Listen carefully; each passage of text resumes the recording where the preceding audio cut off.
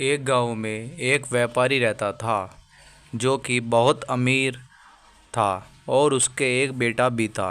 जो बेटा उसका बहुत ज़्यादा लालची और घमंडी था और वह अपने घर में बैठा हुआ था।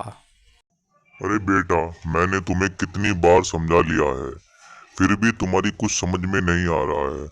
वो जो तुम्हारा दोस्त है वो बहुत बदतमीज है।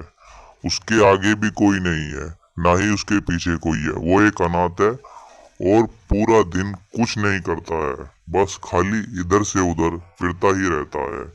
फिर भी तुम्हें कुछ समझ नहीं आ रहा है कि बेटा, आज के दौर में पैसा है, पैसे के सिवा कुछ नहीं है। कोई किसी का साथ नहीं देता है। अरे पापा, आप गलत बोल रहे हैं।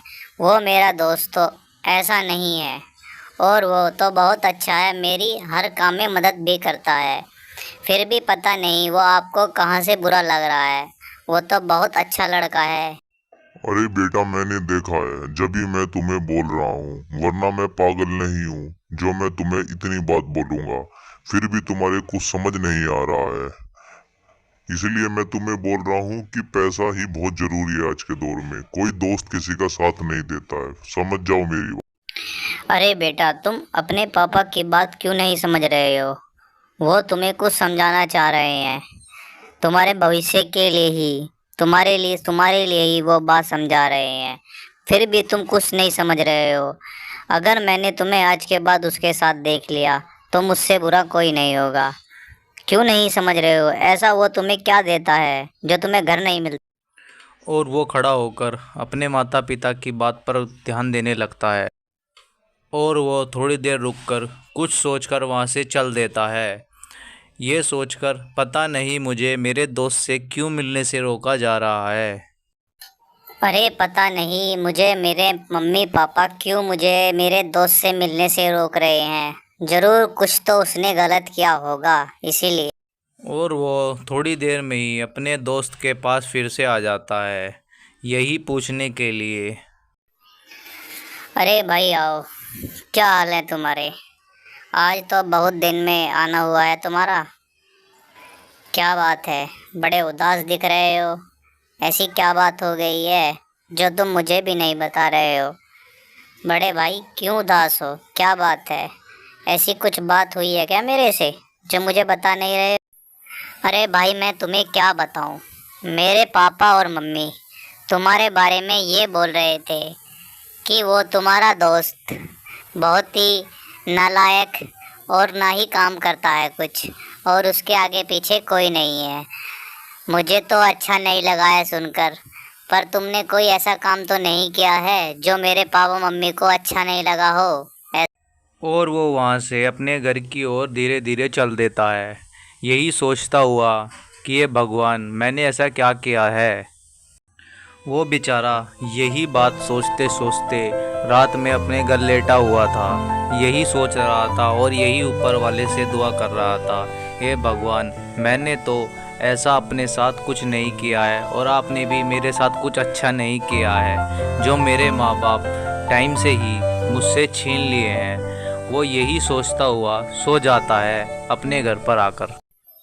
अरे ओ बिल्लू बाहर निकल घर के। मैं तेरे बाहर खड़ा हूँ घर के। अरे बिल्लू बाहर आ।